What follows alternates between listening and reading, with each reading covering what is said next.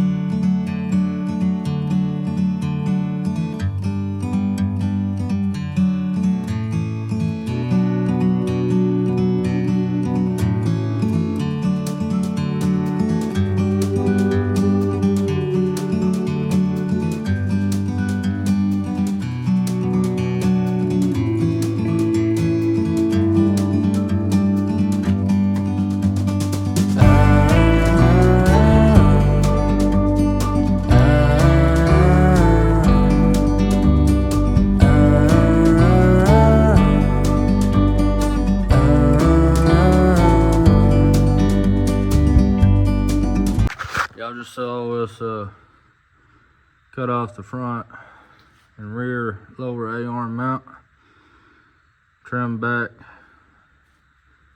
both front A-arm mounts, the bump stop,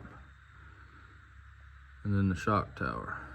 So we'll get all that ground smooth. That front piece, we'll cut it pretty much completely off. That back piece, that brake line, if I just want to get stainless steel lines from here to the axle, I'm gonna have to figure out what I'm gonna do with that brake line. Center of the front to rear, it's about right in there. It's about center of the axle. So we'll move it our bucket about 1 inch forward off of that center.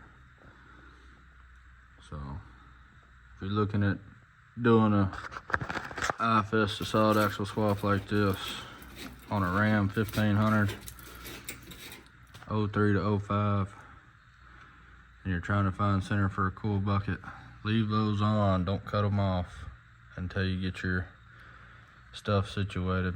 All the brackets, like that one is running up. When that motor goes, when we pull the motor, I'll finish those brackets.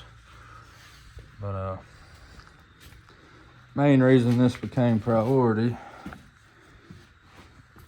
is you can see we already grinded this side down, ready for laying out. My transmission's behind that door, so I can't get to it without moving this truck. Well, can't move a truck without a front end, so and hopefully we can make the factory steering work for now. If we can, that'll be great. That'd be awesome. All right, so we got our coil spring bucket chopped off. It's close because the frame is a lot wider. I got my layout done. Got 6.5 inches pulled from that one. And then we'll go from top of the frame about 6 degrees. That's not perfectly level. It's about 6 degrees. And that'll get our around what we want on the coil spring. It'll give us enough room to play with pushing the axle forward. As you can see, the frame straight there turns, so the frame slowly swooping down. So that's actually flat, like the frame up there. So you don't want the coil spring leaning back, so you don't want to make it flat with that one.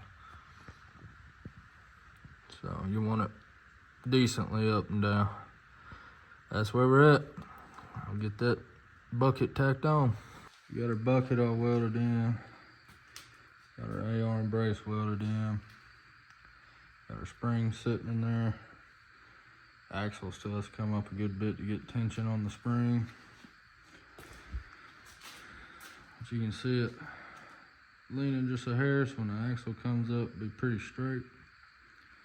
So that's pretty much exactly where I wanted it.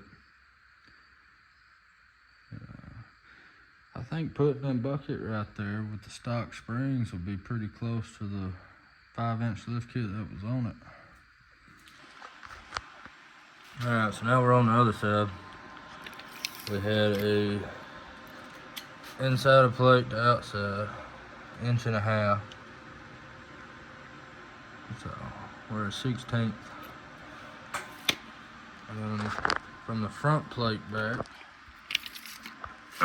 hooking the outside, we had 2.5. Dead nut. Alright. Sorry for the shaky camera. Doing this hands. So sitting on top of the frame down, we had 1.5 inches within a 1/16. And on this side, top of the frame, we had 1/4. So dead nut. So we'll get a couple more tacks on it, and then we can weld this one out, and then we can get our spring moved forward, lay out our catch for the A-arm. Those are the A-arms we mocked up in the other truck. It's just normal iron pipe, a lot cheaper to do mock-up. And unlike PVC, you can carefully drive around the yard and stuff on that pipe. Just try not to jack the truck up on that, because that's when you'll run into problems. But the factory torsion bars will at least be our lower links. You know, they're 1.5 inches and solid. So we'll drill the ends out, thread them, and put heim joints in it. And we might have enough to do the top links out of them too. The top link, I don't want to get really bad wheel hop, 4-wheel drive if you have a setup like this. That's why you see all the new trucks sitting there, front wheels doing that when they're in 4-wheel drive, and that's because there's only one pivot point instead of two, so there's nothing to fight against it. So eventually we'll build a mount somewhere around this body mount. That'll be our top, and our bottom will of course be back there and lower.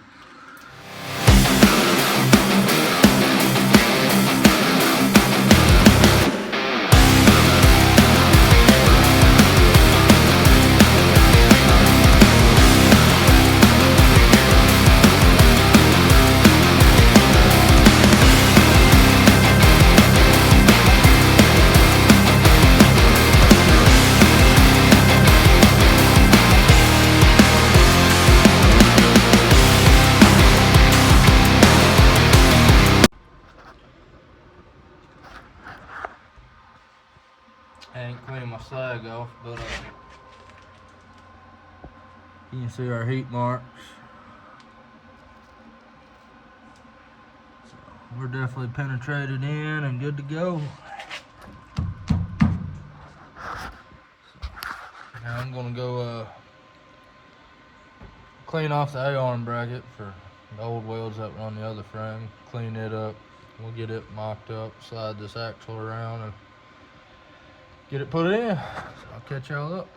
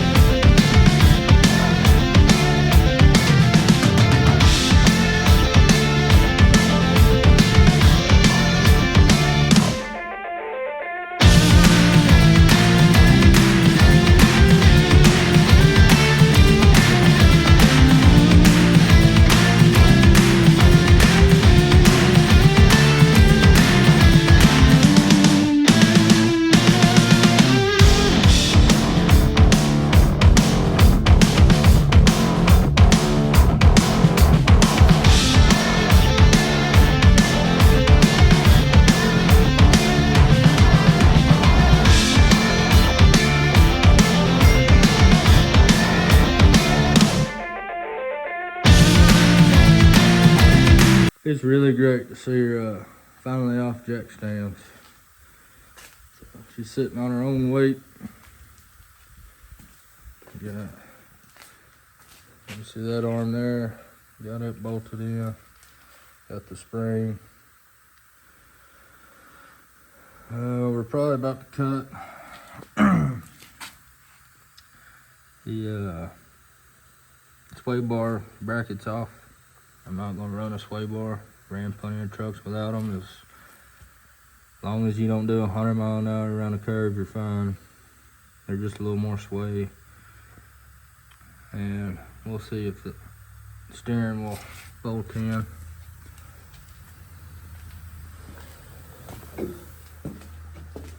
Same on this side. Got our link bolted in, everything welded out. Cool in there. Same thing, cut that off so our steering knuckle can drop. And the axle needs to go to the driver's side, probably 2 inches. But you can see, steering knuckle's right there at that one. A couple inches off on that one. So I think if we get rid of them, sway bar links, I think we can make it work. You know, that'll allow us to driving around. All I gotta do is figure out, temporarily bolt the, and I just went blank.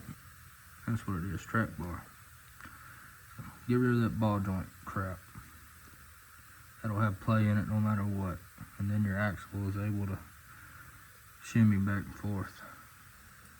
Steering, you want good steering, go with Synergy. Synergy's great. Eventually when we get a actual steering box and all that on this truck, it will be getting Synergy steering. Now, you know, we're just trying to get it where it can move. Get some more space in here. Get her outside and let her run. And I don't like letting her sit here and idle in the shop, because then I ain't got no windows. But hopefully eventually where this is, we can get a lift, because I got a tall enough ceiling in the center to lift them up. Those are 33s, so 37 should clear with ease. I think it's either the same height or a little taller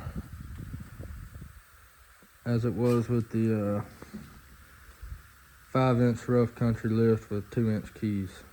I actually think it's the same height. They're pretty dang close, within an inch of the same height. And those are stock Cummins springs, so they definitely didn't compress as much as they would under a Cummins, because that's just a 4.7. Probably 600 pounds less. But, and all the weight ain't on the rear, but that shouldn't affect the front too much. So, I don't know, we might do either factory gas springs. I'd really like 40s.